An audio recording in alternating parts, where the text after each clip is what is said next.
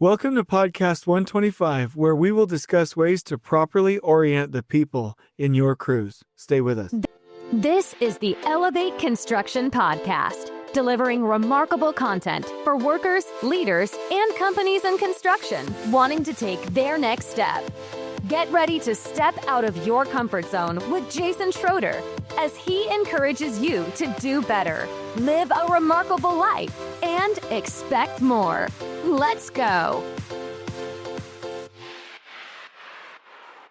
Welcome, everyone.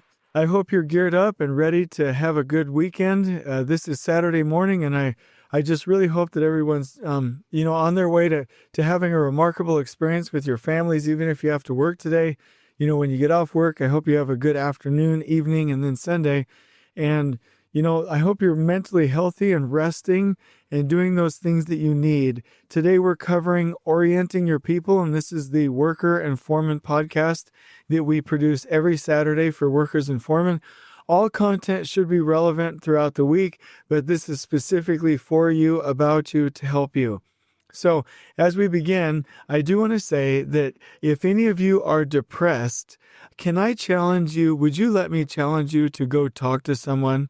Meaning, if you don't feel right, or if you're just a little bit sad, or you're missing the daylight because it gets dark sooner and it's darker later in the morning, or if you're feeling cooped up because of COVID-19, or you're not excited because you don't know what the economy is going to do, or you feel less hopeful. Gosh, I'm making myself sadder just saying these things. But seriously, if you feel cast off, if you're feeling not needed, or if you feel like something bad has happened, maybe you got into an argument or something bad happened at work and it's eating at you, please tell somebody, please share that, because even though it's the holiday season and we have Halloween, Thanksgiving, and Christmas to look forward to, and hopefully we have families to spend time with, right? Even though we have those things, it can get depressing, especially because it's winter. Some of my coworkers up in Salt Lake City right now, they're snowed in. They're COVID-19 in, meaning they're not allowed to go out and hang out with other people. There's not a lot of places for kids to play, in the cold, and with some parks and things shut down. So please tell someone. And if you can find somebody that can empathize with you and that has empathy for you, please share everything with them, right? Sympathy is where someone says, that's tough where you're going. And empathy is somebody saying, hey, I'll go there with you and I'll understand you and I'll talk to you. And I think that's a beautiful thing. So here's a challenge. If you're feeling unwell in any way, shape, or form, let me ask you some questions. And please think about these right now. Have you had thoughts of being unwell? Meaning, do you feel normal right now? Have you thought that people would be better off without you? Have you had feelings of hopelessness? Have you been your best self lately? Or are you a little bit different? Have you considered suicide? Have you seen a knife or a gun or a weapon or some other object and had a thought to hurt yourself? If that's the case, if any of these things have happened, then please, please, please reach out. Tell someone, do something about it, get help, and make sure that you know that nobody wants you to be in that situation. Everybody's rooting for you. Everybody needs you. We need you. The situation isn't hopeless. Next year in March, it might not even take that long. Everyone's going to have a more hopeful, happy, and joyful outlook on life. We're going to be back to some of the more normal things next year. And there's just so many good, wonderful things to look out for. And if you're happy or unhappy with the election, wherever you went with it mentally, the United States is going to be in a situation where no matter what president we have, things are going to be fairly normal. Taxes will be a little bit different, but the bottom line is our country will continue to be free. There will be opportunities for everyone, and we will all be able to make it. There's so many things to look forward to if you can just hang on. I saw a neat post, and I'm not saying it's a neat post from the fact that it happens, but I like the way it expressed it. They said, a lot of people, whether it's the dad or the mom or whoever the provider is in the house, the outside personification or persona or image is, I'm fine. But on the inside, they have feelings of failure and money worries, and they feel inadequate, and they feel like they don't do enough. They need more time. They're stressed out, burnt out. They need to be better examples for their kids. They're confused. They feel worthless. All of these things that are hidden. And if we can just voice those concerns, sometimes it will make it better. And so that's my encouragement for you today. So before we go any farther in the podcast, I always like to start out with, what are some things that I'm excited about right now? I'm excited about social media, sharing authentic things about how people are doing and how things are going. We've all heard about the fact that we hear little posts about clean areas of the house and well-dressed kids and well-baked things. I think social media is going to get remarkable when on Facebook and Instagram and whatever we're using, Snapchat, we can actually share some of the things that go wrong. What happens when our kids disobey and we make it through it? What happens when the cake didn't bake and we got through it? What happens, when dinner wasn't prepared and, dad or mom had a nervous breakdown and we had to all go out to eat? What happens when we're feeling a little bit sad and we got through it? I think social media is going to get remarkable when we can get authentic and share things that will help others along their way, share troubles and trials. And we've just begun to use social media in a healthy way, I think. I think the first reaction was put our best foot forward, our best selves forward. But when it gets real and we're able to help each other and network, man, that's going to be when it gets really, really cool. So I'm looking for ways with my personal life and family and YouTube and Facebook and everywhere. How can I share things in an authentic way that helps people on their journey? And also, before we begin the meat of the podcast, I'd like to talk about our listeners and the feedback. So first of all, I'm going to offer a 2-week ratings party. So this is going to be how it works. So from now until 2 weeks from now, if you rate or comment on the podcast on any of the listening applications, preferably Apple, on the Apple podcast site, but you can do it on SoundCloud or Spotify or wherever you want. But if you rate or comment on the podcast, I will personally make you your own personality player card. And what goes into that is you take a free 16 personalities test for your MBTI type indicator, so your Myers-Briggs type indicator, and you send that to me along with answers to some questions, and then I'll give you back a nicely formatted copy of your personality profile, and it will tell you about your strengths, your skills, your weaknesses, how somebody should call you out, some of your working tendencies, and it will be a fantastic thing that you can attach on your social media or give to employers or just use to know for yourself how you act and how you can leverage your strengths and interact with other people on your team. So let's make sure that we keep that up and keep that going for the next 2 weeks. All you have to do is rate or comment on the podcast and then just send me a message, whether it's on LinkedIn or Facebook or at my email address at jasons@elevateconstructionist.com. And let me know that you did it, and I will get your player card rolling for you, and it's going to be super cool. So here's another bit of feedback that we received, and I want to share these as we go. And I love this. Please send me an email. Please send me a text. Please send me a message. Whatever your comments are, even if it's feedback for improvement, we don't care. We love feedback. Here's the feedback from a listener that I just got yesterday. I find your podcast very rewarding, and I'm looking forward to your membership and online features on the Elevate Construction website. When do you anticipate these features to become available? Please keep producing awesome content. And so my answer was that in January, things are really going to kick off. Once our first book is out and published and we're over that hurdle, we're going to have online training series for field engineers and for surveyors and for tact planning and for scheduling and for a number of these things, and they're going to come pretty quickly. If somebody wants some one-on-one training that isn't evergreen, then please reach out to me. But those things are going to start to populate probably through a website called ClickFunnels that will be linked through our website starting in January. So that's a little, that's 5 weeks to wait. But, we have some really good stuff coming. And we want the Elevate Construction website to be a place where anybody in construction can go find relevant content that isn't found anywhere else. So that's the hope. And so if you have any specific questions, please reach out to us. And also for the premium membership, we're thinking about having mass coaching calls, bi-monthly leadership calls, quotes of the day, secret sauce, maybe a book club, other ideas. We'd love to know, what would you be looking for a membership? So like right now, you like the podcast, you like the content, you like some of the things that I gather and steal for you that I didn't create, but that are out there in this industry, what other things could help you? What medium, what media could we use to scale that?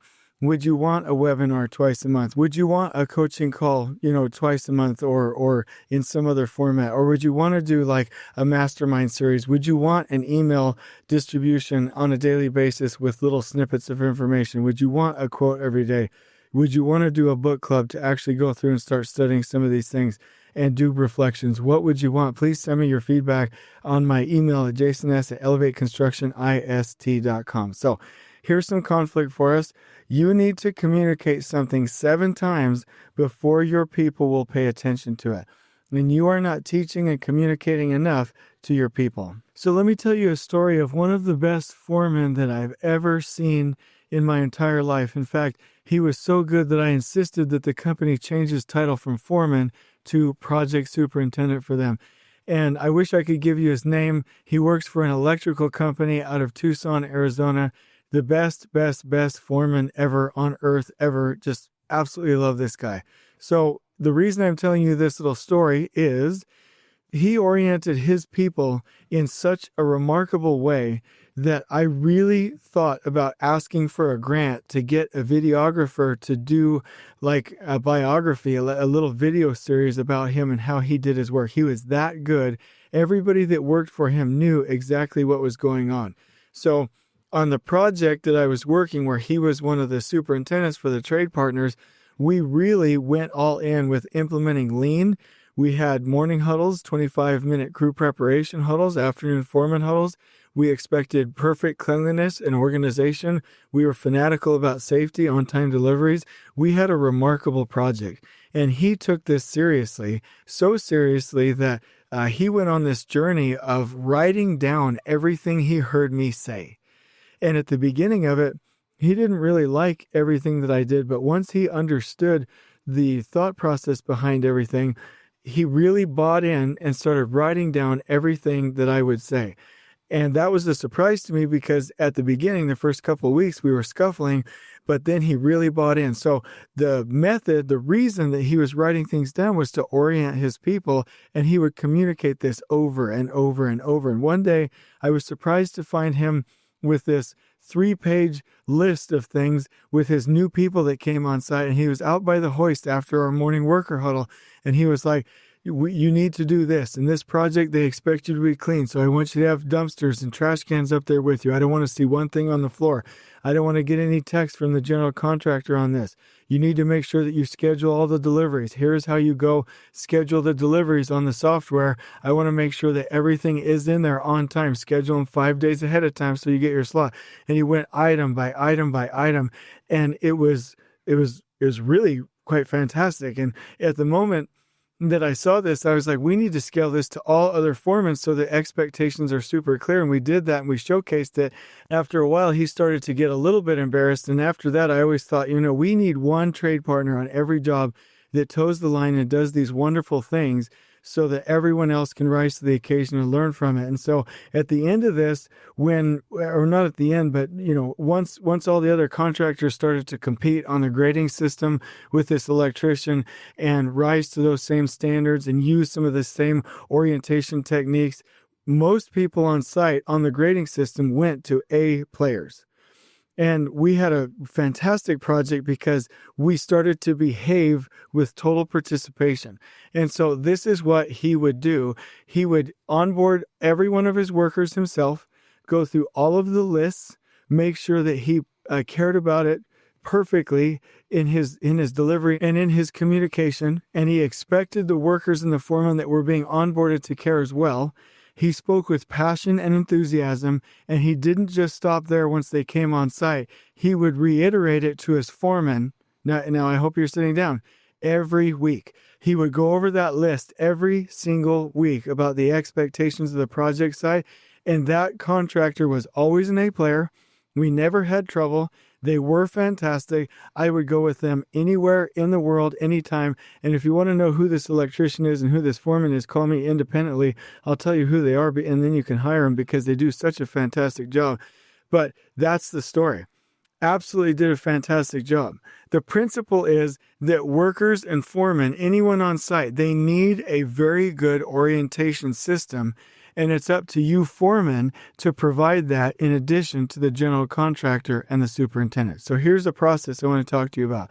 First off, orientations for companies in general should be remarkable, meaning if you get a new employee to your company, whether you're an electrician or you're in concrete or you're, mechanical and plumbing, whatever it is, do you bring people into like an hour or 2 hour orientation, give them their computer, their tools, and send them on their way? Or do you spend a half day and a half, 2 days, really orienting them, training them, passionately speaking about them, passionately speaking to them, educating them, getting them through all of their tests, all of their certifications, all of their orientations, fitting them for respirators if they need that, right? Doing everything that they need to do to really get a glimpse of the company culture and what's expected. If it's the 2 hours, then I would say that your company has a long way to go before you start to treat workers properly. Your orientation when somebody's hired should be at a minimum half-day passionate orientation. And I remember working in fact, I'll just tell you who it is. Anybody wants to know, DPR Construction, they bring their self-perform folks on. Those people are in that office a minimum a day. They go in there, they get a passionate speech, they're onboarded to the core values, they're onboarded to company culture, they're fit tested for their respirators, they're given all of the PPE and the equipment, they go through videos, they are onboarded through different systems, they're onboarded for payroll, they're everything.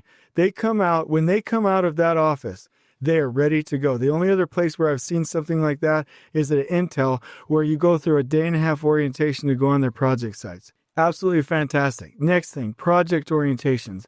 When people come to the project site, do they go through a 30-minute video and then leave with their sticker? Or do they go through a really passionate opening, a video, a test to make sure they were paying attention in English and in Spanish, and then contextual orientation to the project site from the project leaders in an impactful and wonderful way, and actually spend like an hour and a half, 2 hours doing this? Because when you look at curves and total recordable incident rates, the total recordable incident rates start to drop as the time of your orientation increases. And I would also say, do your job sites or your companies, do they espouse programs where workers and foremen have to be OSHA 10 and OSHA 30 trained to even come on the project site? How are we making sure that people are fit for duty? How are we making sure they're trained? How are we making sure that they are oriented? And if I was a foreman, and I would love that opportunity because it's such a wonderful role and we count on foremen so much. If I was a foreman, I would sit with those workers, those new workers, for as long as I felt it took to make sure they were going to obey my standing orders and fall into the culture and fall into the systems that we are using on the projects. I would sit there and talk to them and orient them and train them and speak to them and ask them questions and test them until I knew for a fact that I could count on them as an extension of myself. Other things that we can count on: morning worker huddles every day. People don't need to be taught, they need to be reminded. So on a project site, is the general contractor doing a worker huddle every morning to orient everybody on the conditions for the day and reinforcing and teaching? Are you foremen out there every morning doing the 25-minute crew preparation huddle and teaching and mentoring and coaching and guiding and communicating and clearly setting expectations and filling out pre-task plans and walking and pointing and 5S'ing and teaching about the 8 ways? If not, you're losing an opportunity. And then you as a foreman, are you out there with your bags on? Are you working? Are you playing, tough guy out there or tough gal? Or are you the number one teacher, mentor, motivator, coach on site? Because literally in my mind, a foreman all day teaches, mentors, coaches, corrects, and guides the people. They spend all of their time working through somebody else. In fact, one neat trick that I'm going to try one day, if it wasn't unsafe, I'll find some way to do it, and like I said, I would do this if it wasn't unsafe. I'd tie their hands behind their back, and I would only, or maybe I'd find a way to where they had a headset to where they could communicate on the radio, but I'd tie their hands behind their back and I'd say, all right, you go around and all you do is you get things done through other people. You can't touch anything. Don't touch a hammer. Don't do anything. We can't do that because people have to, be able to keep their balance and touch handrail and things like that to move around and grab their radio. But if I could, I would tie a foreman's hands behind their back and make them work through other people to get things done. Because that's the key. Our foremen should be our best teachers and trainers on site and work through people. That's the only way we're going to get total participation. And the reason I mention these things is that the current condition is, leaders don't communicate enough. They don't realize that it takes 7 times for somebody to really be told something for it to stick. We have poor, short, ineffective, and uncared for orientations. And we do not communicate for understanding. And so my challenge to all you wonderful workers and foremen, make sure you're taking time every day to plan your work. Don't start your day until it's finished on paper. Don't start your day until it's communicated to everyone. And write down a list of key things you want your folks to do. Write it down and explain that daily in your huddle for 2 weeks and check out your results and see if it doesn't make a difference. Communicate and enforce. And if you do this, I promise you will have more and more total participation and more remarkable results than you have before. I hope this helps. I love you guys. On we go. Please join us next time in elevating the entire construction experience for workers, leaders, and companies coast to coast. If you're enjoying the show, please feel free to share with your construction colleagues and help us spread the word by rating, subscribing, and leaving a review on your preferred podcast listening platform. We really appreciate it. We'll catch you next time on the Elevate Construction Podcast.